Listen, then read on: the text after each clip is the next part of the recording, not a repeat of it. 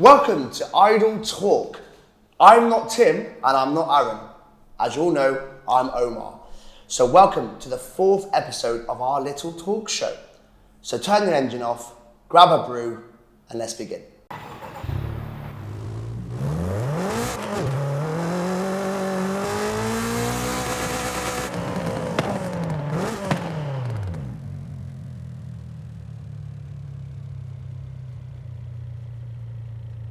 So I'm breaking the mold for our little conversation section today.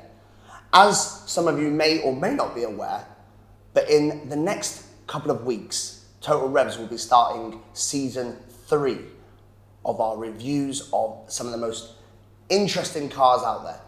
So I thought I'd take the opportunity to ask our illustrious cast and crew what fears, what hopes, what excitements they have going into season 3. So, gentlemen, what are we thinking about season 3? Did he just refer to us as illustrious? I think he did, yeah. I feel like that may have been a typo. Don't bring it down. Don't bring it down. Sorry, Tim, I interrupted you. Not at all. I was just going to say, there's lots of things which are kind of look like they're going to be planned, things that are going to be planned. I just want to kind of nail you down a little bit on maybe one or two of the details if we possibly can, because there's the potential for some hot hatches, some 80s hot hatches. There's also a potential for one of my childhood dream cars, the Lotus Carlton. Yes. And of course, another childhood dream car, the Sierra Cosworth. And my goodness, I cannot wait to drive one of those cars. Yeah, so I mean, we've got a lot of, variety coming up in season 3. You're obviously talking about the Lotus Carlton, the Cosy, all the way down to some hot hatches. We might even have some cars hailing from the 50s, so that would be interesting as well. But what are the kind of things that you'd like to avoid? What fears are there? Potholes. Potholes. Crashing. That's a good one. Because a lot of these cars are going to be, pre sort of safety features. They probably won't have things like ABS, traction control, those kinds of things, and they will have things like big turbos, weird weight distribution, so they might be a bit hard to drive. Absolutely. I'm prepared to be shocked because I haven't driven many old cars, and from when we worked on the Minis. And you were going, oh God, my arms are so sore after a day's driving. You worse. And I get in it, I'm trying to park it. Jesus.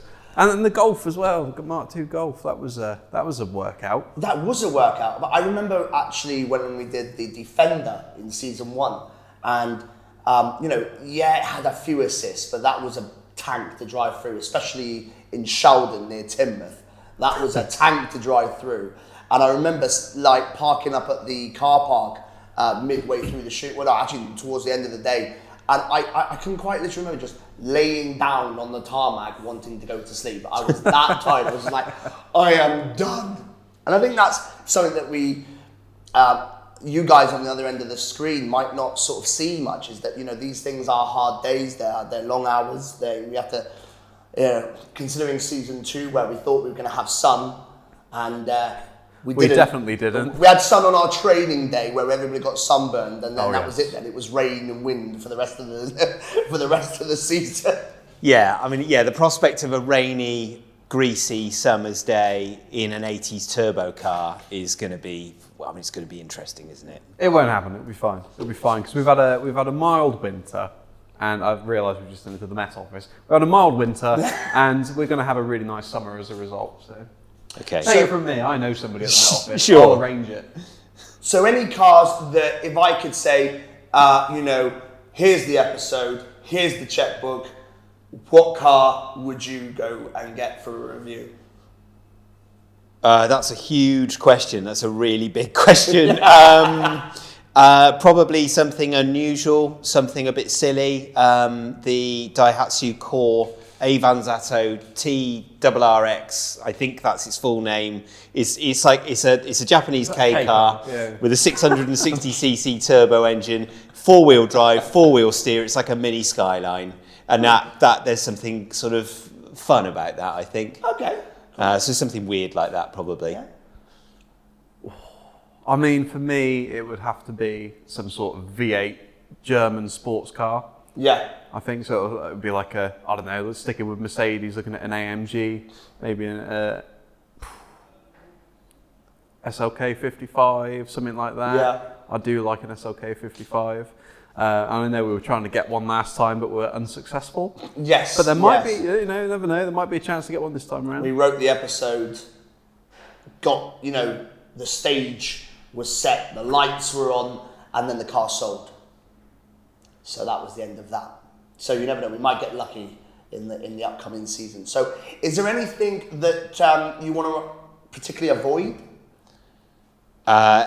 Boring cars. Yeah, boring Where cars. we've got nothing to say about it. I understand we are going to be driving some stuff which is going to be a bit more run-of-the-mill, so to speak. Yes. But, there is still quite a lot of variety out in the market, and, there's some interesting stuff out there. But, I mean, we've got to have something to say, and it's got to be interesting for people to watch. Yes, absolutely, yeah. No, absolutely. Yeah, I'd be the same. I wouldn't want to actually get in a car and just think, okay. And just, get into it and feel, well, this is very normal, very bland, everybody knows what this is about. Yeah, yeah. I think for me, the specification would be no 2-litre diesels. No 2-litre diesel, okay. Because everything is a 2-litre diesel now. Exactly, yeah. Okay, so, there's quite a checklist there, no 2-litre diesels. No 2-litre diesels. Okay. Oh, that's interesting. Yeah, that's good. All right. I mean, can you think of a single interesting car that has a 2-litre diesel in it? And feel free to roast me in the comments, because I know you're all going to put Golf GTD, 320D, A4. They're all cars which started out good and were made worse by a 2-litre diesel. Whoa. Do you know what? One of my first cars was a 99 Volkswagen Passat Baby Blue 1.9 TDI. It does a very good job. It gets you does. from A to B in a fashion which is efficient, slightly smoky, and has enough power to do it well. It's a nice place to be on a motorway where it's just kind of ticking over. I think Come on, we're enthusiasts here. I think that's a really good point that you're making there. Is that here on Total Revs we're trying to do cars that are, that make you talk, make you feel something, make you want to go, ooh, this is going to be a good day when I'm driving this, whereas a lot of cars, it's an A to B machine, isn't it? Yeah. So, and that's what we try and steer away from. But again, if there are any cars that come up over season 3 that you think, we shouldn't have done, or if there's any cars we should have featured, then that's the time for you to get in the comment section and actually tell us what you think, because moving forward, it's your passion that we're trying to sort out. And do you know what? Here's a challenge. If you've got a 2-litre diesel that you think I will enjoy, please feel free to let us know about it so that I could possibly drive it. If that's okay. I don't know whether that's okay. No T5s. Yeah, no T5s. No T5s. Thank you. No T5s. So there we have it. The highs and lows, the expectations and the wants for season 3. We will be the next panel show after this. Our illustrious Tim will be back in this seat, and we will be on location whilst filming some great cars up in Lincoln with the car crowd. So please check that one out. And in the meantime, we're going to go to a little bit of a break.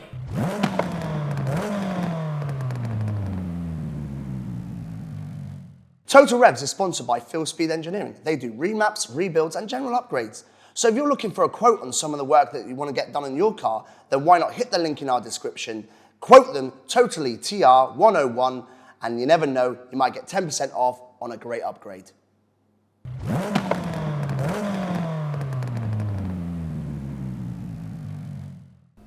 So for this part of the show, I'm going to change it up a little bit, and I'm going to be playing a game with you guys called Would the Host Lie to You?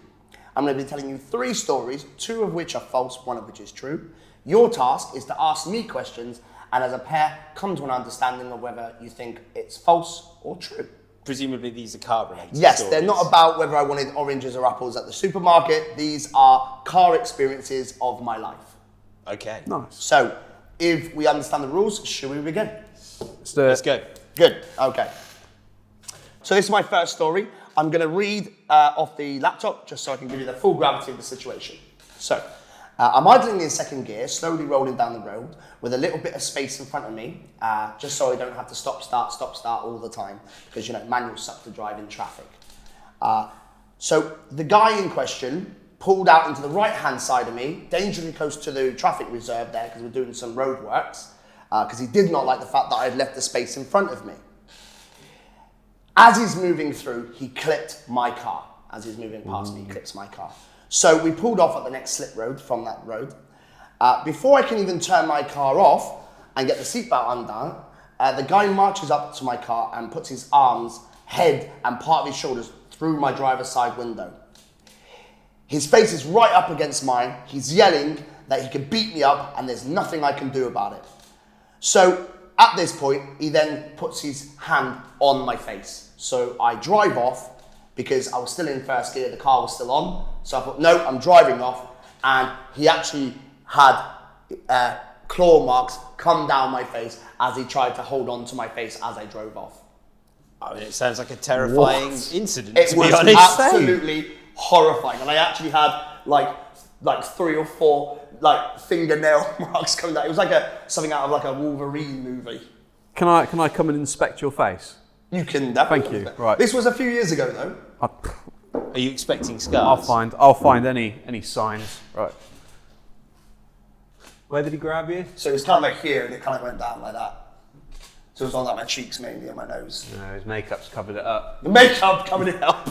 Okay, so I just want to clarify a couple of things. So you're in traffic. Yes. Is it single lane traffic? So it's single lane, but there was a bit of space because obviously the cones. So there's a little bit of space between you and the cones. Yeah, basically. you could get a car enough through. space to get a car Yeah, through. But of course, all that space is just debris, basically. Yeah, so it's and all then kind of obviously dusty. but there wasn't exactly enough space because he clipped both cars, like the wing mirrors and things. He clipped. Right, so he clipped you as he came past, basically. Yes. Now, the amount of space between you and the car in front was what? I mean, how fast was the traffic moving? Well, so I mean, we were going about 5 mile an hour probably, and there was probably 4 car lengths. 4 car lengths? Yeah, okay. Because I was just slowly moving because, you could speed up, but then in 2 seconds you got to slow down again. So. And where did this happen? This was on the road coming from Exeter down to Newton Abbot, so that the A3. A380? A380, yeah. Right, is that the dual carriageway bit? Yeah, the dual carriageway bit, So it had gone down into a contraflow? Yes. I see, okay. Because of roadworks. Yeah. And what was the speed limit on that contraflow? Well, I mean, it was 50. Right. But because there was just massive backups of traffic, you weren't going to get 50 Now, out of it. So I know, was this recently? No, I mean, this was probably about 6-7 years ago. Oh, right, okay. I was going to say, because they did have quite significant roadworks there recently, so... But they quite often do roadworks on it. Yes. So you drove away from him, and he basically... When he clicked, I sort of flashed him and was like, "Oi," because you just clipped my car. Yeah. So then, as we were coming down, luckily enough, as we were coming down the slip road to, I can't remember where it's actually. It's at the back end of Newton Abbot, sort of thing. It slips off just before you get to the King Staten. Yeah, King Staten, I think it is. Yeah. So we pulled off there, and the slip road was going off. So we sort of I pulled off into the side there, so we could, I stop, and then I'd expect him to stop behind me. Then we get out and we communicate the problem. But I pull in. He's sped real fast, and and he jumped out the car. Before I could possibly ran. Before I could really gather where I was. I pulled up. I'm going to take the car out of gear, turn it off. Get out of the car. But before I managed to do all of that, he's in my window. So what car were you in? I was in my Volkswagen Passat at the time. And what car was he in? Oh God, he was probably in some kind of Polo or something like that. So 7 or 8 years ago, you were in a Passat. Yeah. So maybe I'm getting something wrong here, but that Passat CC that you had. No, so I had a different Passat before that one. So Okay. I had a 1.9 1999 standard Passat. I see. Yeah, Okay. baby blue. Now, my recollection of most roadworks of that type is that they position the cones specifically so you can't do what you've just described. What, like going along? If you're on a contraflow, it is narrow. It's not generally wide enough Yeah. to fit 2 cars. Now, you say that he clipped you. let's say the maximum width it has to be is an HGV. I don't think an HGV is 2 car widths. No. But like, there was just space enough on the road. He could get round. Whether or not they didn't do the cones right, I don't know, but there was just space he could get round. I feel like this is a very silly thing to actually do what this gentleman has supposedly done. I don't think there'd be much point. And if the traffic is slow moving, like you're saying, 5 miles per hour for the foreseeable, because that road, is quite lengthy, isn't it? Obviously, I don't think it happened. I've definitely seen behaviour like that, but I think the cones being wide enough. Yeah, I think the cones being wide enough is the tell. But it sounds to me like a fairly standard road rage kind of thing. The guy grabbed your face. Yes. He was just a very angry human being. To me, it sounds like an amalgamation of stories that of lots of other stories that have happened to you.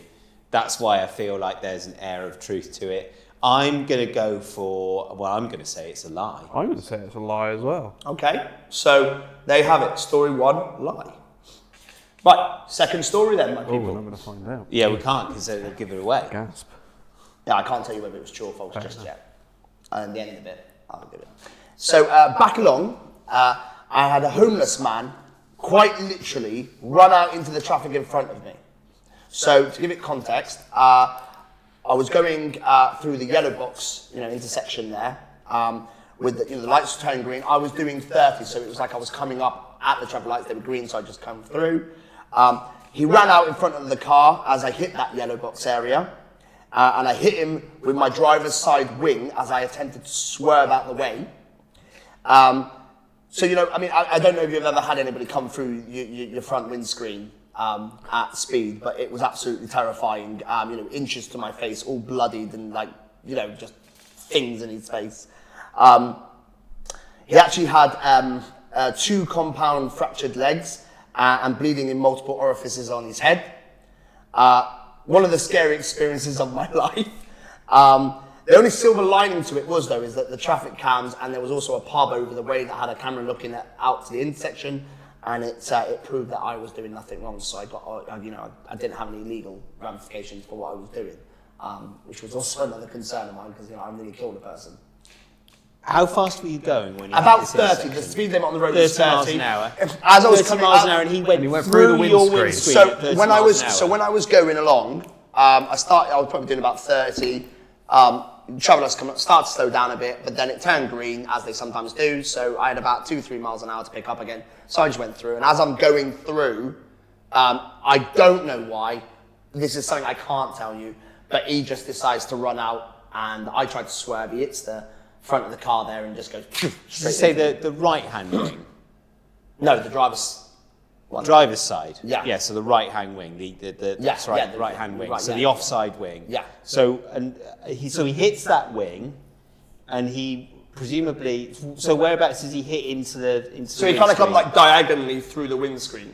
Right. So he's as he comes first. through, his head was here on mine, his head was here through my windscreen. So did it shatter the windscreen, or did it just push the windscreen through? It was kind of shatter plus kind of just various holes. At a diagonal as well? Yeah. So not... I think that's bullshit. Yeah. That doesn't sound right. I think that's utter bullshit. It was a scary experience. I'm sure it was, yeah. No, you say there were orifices in his face. Yeah, well, he's gone through the windscreen, and there's orifices. Which I found particularly amusing, I must say. Okay, I think, I'm ever so sorry if this really happened to you, and if I've been insensitive towards your experience, then I do apologise for that. And the homeless man who, I don't know what he's up to these days, but I hope he's well. But what I will say is that I don't know, I'm no expert, maybe that's where my sentence should end, but I don't think people go through windscreens at 30 miles an hour. Okay. What were you driving? At the time, it was a Renault Clio. Yeah. Right. Even so, bullshit. Okay, cool. So, what's your decision, just to confirm on that one? Well, we're going to go with lie again. Now, I realise that we've got, you know, it means that we've just sacrificed just at wait till you least hear one of this our story. stories. That's right. I was abducted by aliens. Yeah, that's right. Yeah. Okay, all right. Well, so 2 lies on 2 stories. So now we have the 3rd story. So I was driving home one afternoon, and the road I followed, what I was driving on, followed a bunch of houses that went parallel to the road with driveways that would come off onto the road. Halfway through, a man in a BMW came rushing out of his driveway and collided straight into my front left-hand side front wing of my car, and the door just kind of banged it straight because I was going on and it sort of banged it that way. So I get out and, obviously, what are you doing? As I'm having a conversation with him about his conduct and how he drove, a lorry was obviously not seeing what was going on and went into the back of my car and catapulted it probably 15 or so meters up the road. So therefore, within the space of 10 minutes, my car had been spit forked in 2 different ways. Spit forked. I don't think I've ever heard that before. Yeah. I mean, that sort of thing happens all the time. Yeah. People have a crash and then other people crash into them because they're not expecting to see a crash.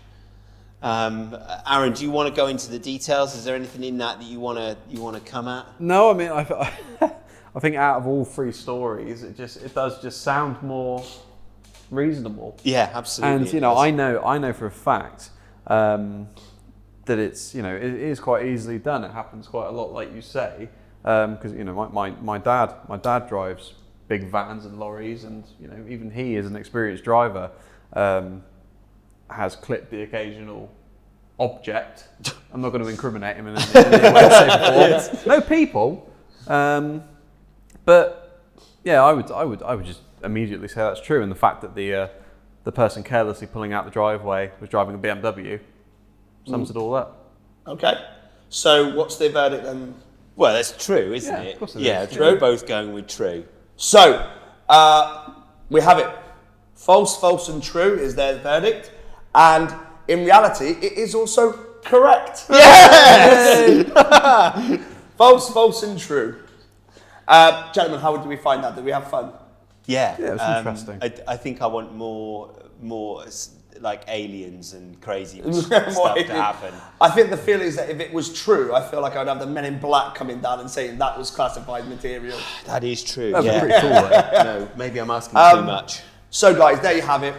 Would the host lie to you? They got it right because they're very astute panelists. If you like that, like, comment and subscribe on that. And let us know if there's any stories that you got involved in that sound crazy. Can I ask, have you got any pictures of this incident? I'd just like to see it out of curiosity. To be honest with you, and this is not an excuse, this is pre-decent cameras on your phone. Fair enough. And it wasn't really the habit to go around with a DSLR in your pocket. You're like, ooh, on the off chance. Yeah, that's fine. I just wondered, But yeah, so if you like that, and also comment as well, let us know about your stories. So guys, if you enjoyed this episode, then remember you can find us on YouTube, Facebook, Instagram, and TikTok. And gentlemen, what should we be doing? Like, subscribe, and share. Very good. Very, very good. Top marks. Thank you. So, thank you. with all the best in the world, goodbye.